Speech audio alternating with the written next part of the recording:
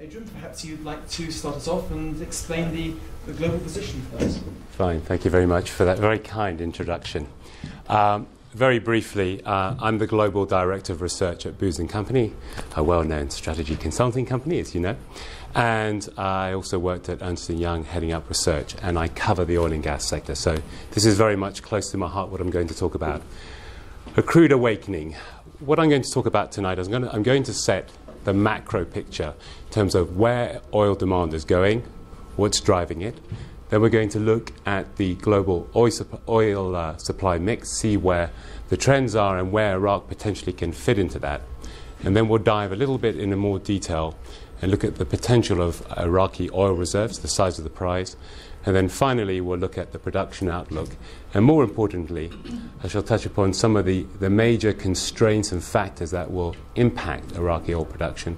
And we'll lead in nicely to some of my colleagues who will cover these themes in a little bit more detail. So, if we go on to the first slide, global oil demand.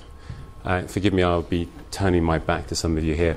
Standard IEA forecast on the left-hand side. So, global oil demand, key driver, it's going up. So, round about 87 million barrels a day in 2010, rising to just under 100 million barrels by 2035.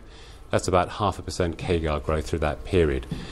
Really, the key thing around that demand is a few themes coming out of that left-hand slide. You can see on the green side, that's OECD demand there, contracting over that period. And already by 2015, the non-OECD side of oil demand will be surpassing the OECD. As you well know, the major driver of that is demand in Asia, particularly China and India. If you look at the CAGR rates there, China growing at 2.1%, India at 3.4%, very much driving that demand. The type of oil demand there is very much transport demand. Again, if you look at, on the right-hand side there, 46 million barrels a day of transport demand rising to 60 million barrels a day. And that's mostly around road transport. And maybe just to give you an idea, I'm not sure how many of you follow the automotive sector, but just to give you an idea of the magnitude of the demand that's going to be happening, particularly in countries like China. Sales of light passenger vehicles in China in 2010 were of the order of 14 million vehicles. If you look at the US, around about 12 million. Germany, a little bit closer to home, 3.5 million. By 2035, those sales of vehicles in China will reach 50 million vehicles. So enormous demand, to give you an idea. So if that's broadly the oil demand picture, if you look at the supply side, on the next slide, on the left-hand side, you see world liquids production by type. If you look at the darker blue area there, that's conventional oil production. That's been pretty much plateauing the last few years and is already going into decline. Now that decline will be around about 5% a year. There'll be enhanced oil recovery techniques that may slow down that decline, but it's pretty much going down southwards. In terms of new supply coming into the world, if you look at the top-hand section there, the lighter grey, you've got unconventional oil beginning to impact there. So this is the likes of Canadian oil sands, Venezuelan heavy oil. You've also got, just underneath that, natural gas liquids. I'm sure you've all followed the story of the shale gas revolution in the US. This is all the new supply coming in. In between those two tranches, you have fields yet to be found and fields yet to be developed. Now, there's something of the order of 21 million barrels a day of new production coming in from those two sources. And particularly on the field yet to be developed, that's 16 million barrels a day that the IEA is forecasting of new production by 2020. It's in that space that Iraq has the potential to play in. And if we go on to perhaps the next slide, and this is where we talk a little bit more about Iraq here. And I'll be talking briefly about gas reserves, which is significant, but the main thing I wanted to bring your attention to is conventional oil reserves. Whatever way you cut the data, Iraq has enormous oil reserves. Third largest in terms of conventional reserves at around 143 billion barrels. Now, you may be aware that the size of reserves is a sensitive subject, and Iraq raised their reserves upwards around about the end of 2010 by 25%. I think they were originally 115 billion barrels, and they raised it to 143. And I think the thing to bear in mind here is while there may be some discussion around how these reserves are audited, the key thing is they have a lot of reserves. And something like 50%, maybe slightly over 50% of Iraq has been explored. So there's a large chunk of Iraq that's underexplored. So enormous potential there. And even if you cut that data slightly differently, if you look at unconventional oil reserves, you might have Canada and Venezuela there, but Iraq will still be in the top 5 there. In terms of the potential of those reserves, you look at the reserves productions on the right-hand side, the ratios there. I mean, quite clearly, Iraq stands out incredibly there. Nearly 160 years of production, enormous potential to be mined there. And maybe, perhaps the most important point that doesn't really come out necessarily of that slide there, and forgive me if you know this already, but international oil companies are facing a major challenge right now in terms of growing their reserve space. And you will know that many of these companies are having to operate in frontier territory that's technically challenging and extremely costly. So if you think over maybe the last year, you may be aware of Cairn Energy in its attempts to discover oil in Greenland. It's spud a few wells. There's a lot of activity in deep water, offshore West Africa. More recently, offshore East Africa is becoming a hotspot. The reason why a lot of these international oil companies are going into those regions is because of two key factors. One is the large reserves that are available that are easy to exploit are no-go zones for many of the IOCs. So if you think of all the oil in Saudi Arabia, Kuwait, for example, they're out of limits for the IOCs. And the other challenge is also that as the IOCs try to grow, they're having to go into these frontier areas. And you have host governments, for example, that can be quite aggressive to IOCs. So if you will have noticed recently in about the last week or so, Argentina nationalized YPF. You go back there, you have Venezuela nationalized assets 10, 15 years ago. And you may even remember, I'm not sure if we have any colleagues here from Shell, there was that unfortunate situation of Sakhalin II when Gazprom became the majority shareholder in that major project displacing Shell. So against that backdrop, what makes Iraq unique is you have very large oil reserves, I'll mention gas shortly, that are relatively easy to exploit and open to the international oil and gas community. So you have all types of players there, independents, majors, super majors, national oil companies. And finally, if we look at Iraqi oil production, you will be aware that there are some very aggressive targets set for Iraq in terms of oil production. So the plateau target of 13 million barrels a day by 2017. Now, there's a lot of talk already within government circles about how realistic those targets are. And if you look at the analyst forecasts there, there's a very broad range. It's a brave man who's going to predict what those levels would be. But I think on the conservative side, at the lower end, you're talking about 3.5 to 4 million barrels a day by 2017. Maybe at the higher end, 7, 8 million perhaps. And even were they to achieve those, that would be pretty significant. If you think of Saudi Arabia, it took them 80 years to build up their whole upstream infrastructure. Here's Iraq building it up in a significantly smaller time frame. But the likelihood of Iraq meeting those production targets is very much going to be influenced by a number of factors. Now, that's not a comprehensive list on the right-hand side, but there's some of the key ones. And as I mentioned, my colleagues will develop some of these a bit more. Mike's going to talk a little bit about the security situation, but what I would say about the security situation very briefly is there have been clearly lots of attacks on the infrastructure. Why only about a week or so ago, the main export pipeline from Kirkuk to Ceyhan, there were a couple of explosions on that pipeline on the Turkish side that impacted their exports. So clearly the security situation will be a major factor in terms of how they can grow production.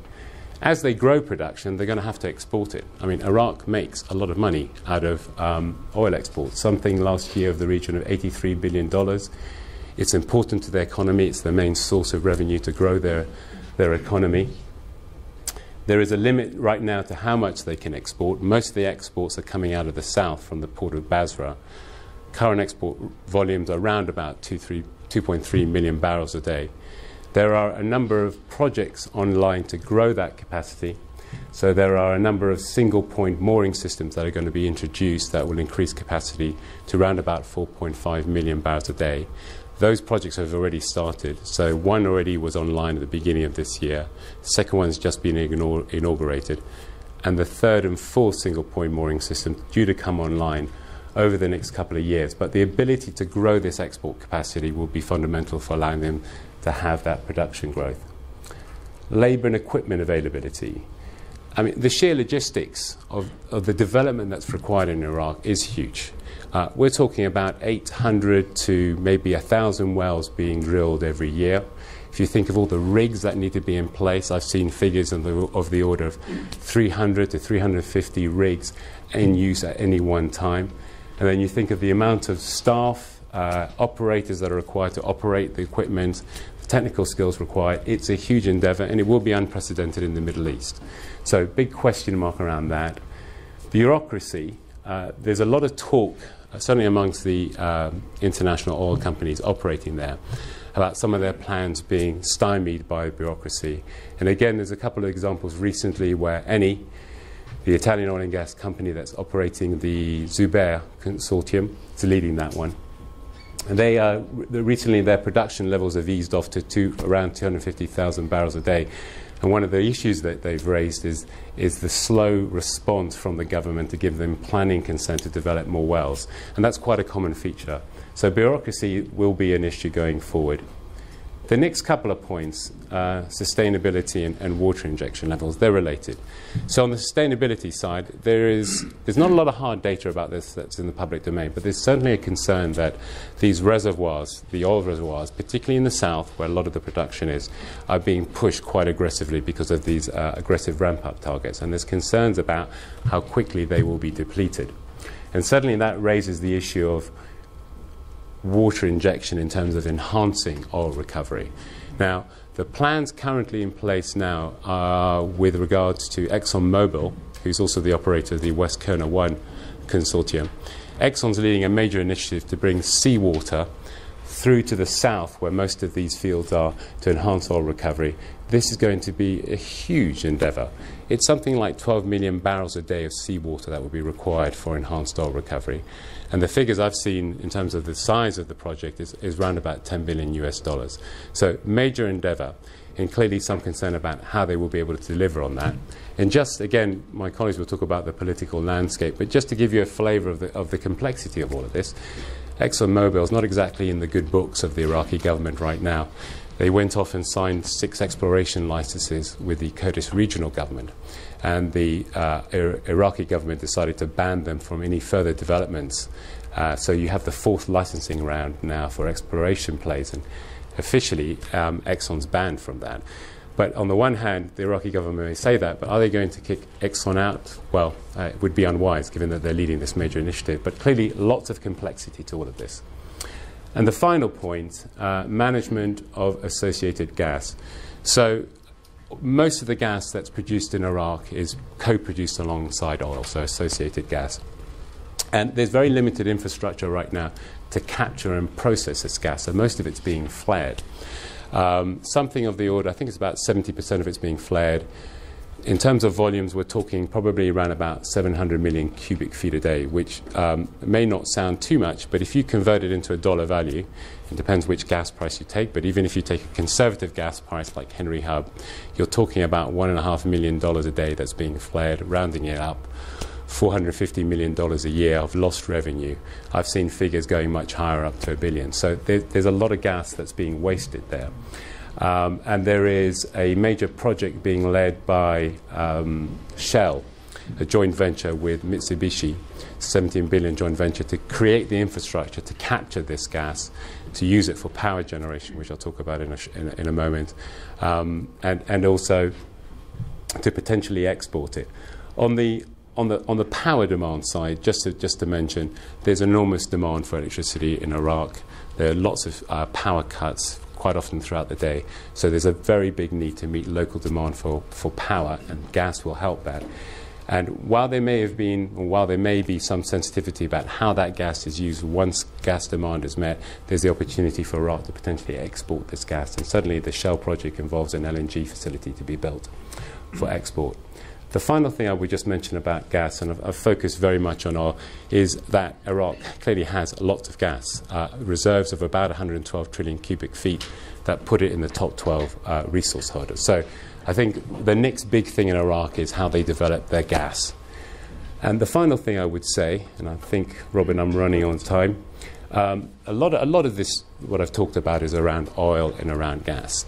And certainly if you read a lot about Iraq, industry commentators always refer to Iraq as the bright spot on the global oil supply mix. So we have this country that has the potential to bring a lot of oil onto the market, that will meet our thirst and our demand for oil, potential implications for the oil prices you can imagine if too much oil comes onto the market. But Iraq's actually much bigger than that. They're focusing very much on their upstream sector now, but as they develop their upstream sector, they're going to develop their midstream sector for gas processing, the exports that I mentioned, and they'll develop their downstream sector in refining, in petrochemicals. So all these different energy products, these refined products, will be having an impact on the global supply and demand balance. So you can well appreciate that governments, industry players, industry observers are all watching how Iraq evolves, because its impact is going to be much broader in the energy mix. So I've thoroughly enjoyed watching Iraq evolve, and I think the best is yet to come. So I hope you will be tracking it as well going forward. Thank you very much.